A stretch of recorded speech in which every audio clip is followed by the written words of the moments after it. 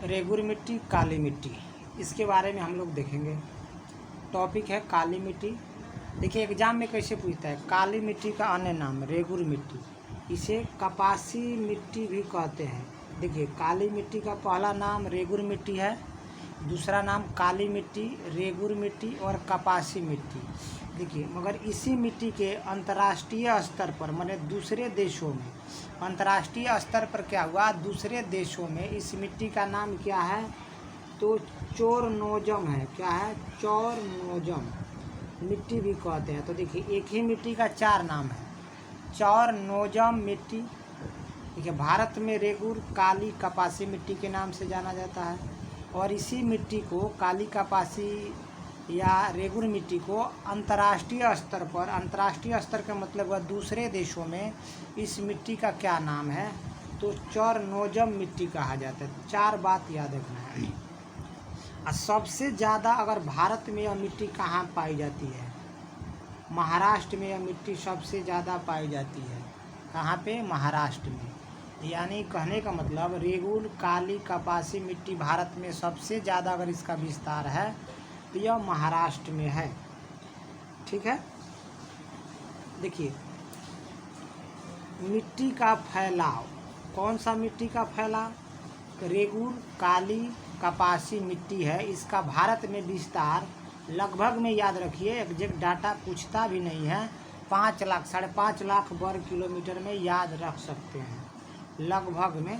अब बात आया कि ये तो महाराष्ट्र में इसका सबसे ज़्यादा विस्तार है, तो यह मिट्टी है, यह कुछ और राज्यों में भी इसका विस्तार है। महाराष्ट्र के अलावा इस मिट्टी का कुछ और राज्यों में भी विस्तार है। महाराष्ट्र के अलावा कुछ और राज्यों में भी यह मिट्टी पाई जाती है। देखते हैं कौन कौन से राज्य में पाई। देखिए महाराष्ट्र में अगर सबसे ज़्यादा है तो उसके बगल वाला ही राज्य, तो महाराष्ट्र का बगल का राज्य गुजरात है, गुजरात है। महाराष्ट्र के बगल में मध्य प्रदेश है और उसके बाद क्या है, कर्नाटक है, आंध्र प्रदेश है महाराष्ट्र के पास। ये 4 राज्य महाराष्ट्र से सटे हैं। राजस्थान तो गुजरात और मध्य प्रदेश से सटा है। तो देखिए इस मिट्टी का विस्तार पूछ रहा है, तो सबसे ज़्यादा तो महाराष्ट्र में होता है, मगर इसके अलावा अन्य राज्यों में भी यह मिट्टी पाई जाती है। आप देख पाते होंगे, अगर पूछे कि किन किन राज्यों में इसका विस्तार, तो सिंपल, अगर महाराष्ट्र पता है तो आप उसके माध्यम से मध्य प्रदेश जा सकते हैं, गुजरात जा सकते हैं, आंध्र प्रदेश, कर्नाटका। जब आंध्र प्रदेश कर्नाटका में जाइएगा तो तमिलनाडु भी में इस मिट्टी पाया जाता है।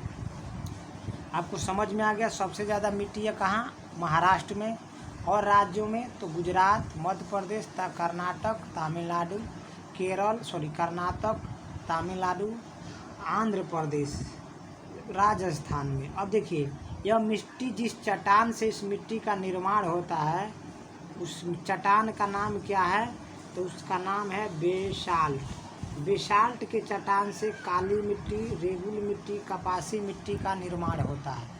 यानी क्या होता है, देखिए बेसाल्ट की जो चट्टानें होती है वह टूटता है, टूटने से इस मिट्टी का निर्माण होता है। टूटने से इस मिट्टी का क्या होता है, निर्माण होता है। कौन सा चट्टान को, बेसाल्ट चट्टान के टूटने से।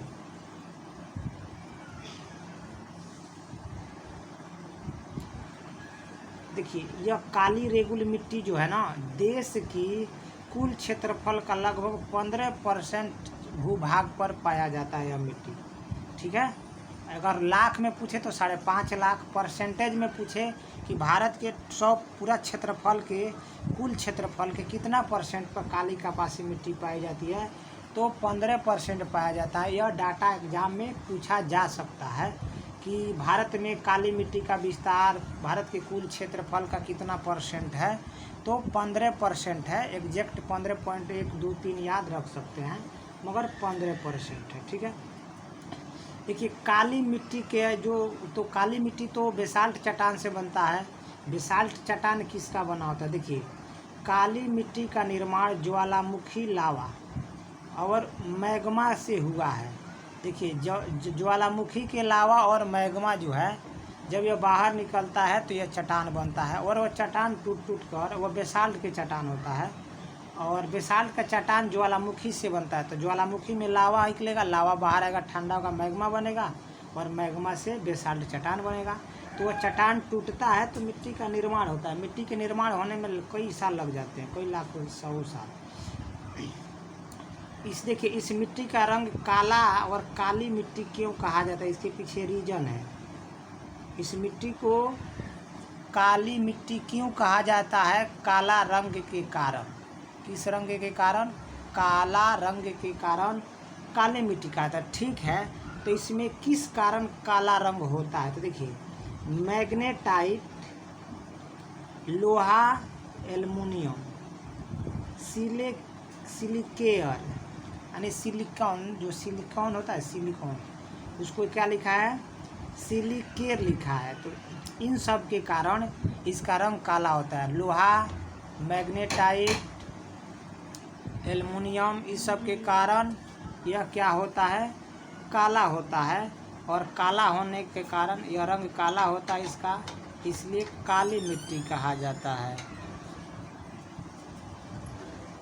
इसे स्वतः जुताई वाली मिट्टी या स्वतः कृषि मिट्टी भी कहा जाता है। इसको अपने भाषा में कैसे समझाते हैं? देखिए यह मिट्टी थोड़ा सा भी पानी पड़ता है तो जोता हुआ प्रतीत होता है, मतलब खुद से यह जुताई की हुई जैसे दिखाई देती है यह मिट्टी। यह मिट्टी गीले होने पर, देखिए गीले होने पर चिपचिपा होगा।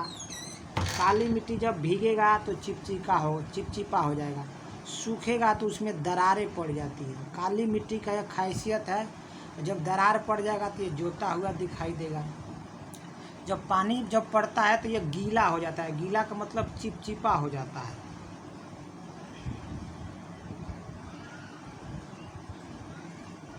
इसकी बेहतरीन बात यह है कि नमी धारण करने की क्षमता सबसे अधिक, जितना मिट्टी है उसमें सबसे ज़्यादा नमी धारण करने की क्षमता इसी मिट्टी को है। नमी का मतलब जल ग्रहण करने की क्षमता। क्वेश्चन आता है जल ग्रहण करने की क्षमता किस मिट्टी में सबसे ज़्यादा होता है? तो काली कपासी मिट्टी में सबसे ज़्यादा होता है। और देखिए भारत में इसका ज़्यादातर विस्तार महाराष्ट्र में, हम लोग पहले भी पढ़ लिए हैं कि 99% महाराष्ट्र में पाया जाता है। उसके बाद आंध्र प्रदेश, कर्नाटक, गुजरात, मध्य प्रदेश, राजस्थान, तमिलनाडु में मिलेगा। इसमें क्या होता है आपको यह भी बता दिए हैं। लोहा तो मिलेगा, चूना, पोटास भी मिलेगा, एल्युमिनियम के कैल्शियम मिलेगा, मैग्नीशियम कार्बोनेट मिलेगा। जबकि इसमें देखिए क्या नहीं होता, क्या इस मिट्टी में क्या कमी होता है? नाइट्रोजन, फास्फोरस, कार्बन, इनका कमी होता है। यानी काली मिट्टी में किस तत्वों की कमी होती है? काली मिट्टी में कौन से तत्वों की कमी होती है? तो देखिए उसमें लोहा, चूना, पोटास, एल्युमिनियम, कैल्शियम ज़्यादा होगा, ठीक, प्रचुर मात्रा में होगा। मगर काली मिट्टी में किस तत्व की कमी होगी? नाइट्रोजन का, फास्फोरस का, कार्बन का, माने कार्बनिक पदार्थों का, कार्बनिक पदार्थ, फास्फोरस, नाइट्रोजन की कमी होती है काली मिट्टी में। और इसमें कौन से फसल, किसकी खेती सबसे अच्छा होता है? तो कहने का मतलब काली मिट्टी में 3 चीज़ की खेती सबसे ज़्यादा होती है, देख सकते हैं। कपास का तो होगा ही, सोयाबीन का भी होता है, चना का और ज्वार का भी। इसकी खेती के लिए यह मिट्टी मतलब अच्छी मानी जाती है। क्वेश्चन आता है कि काली मिट्टी में किस फसल का ज़्यादा उपयोग किया जाता है, माने कौन से फसल ज़्यादा लगाए जाते हैं? तो पहला तो कपास आएगा, कपास के बाद आप दूसरा नंबर पे रख सकते हैं सोयाबीन, चना, ज्वार। इसके उत्पादन में यानी ये फसल है ना, कपास का फसल है, सोयाबीन का फसल है, चना का फसल है, ज्वार का फसल है, इन सब की खेती के लिए कौन सी मिट्टी महत्वपूर्ण है? तो काली कपासी मिट्टी इम्पोर्टेंट है, महत्वपूर्ण है। इसी के साथ काली मिट्टी से संबंधित जो टॉपिक थे, मतलब इससे रिलेटेड जो पॉइंट थे वो समाप्त हो गए। जय हिंद, जय भारत।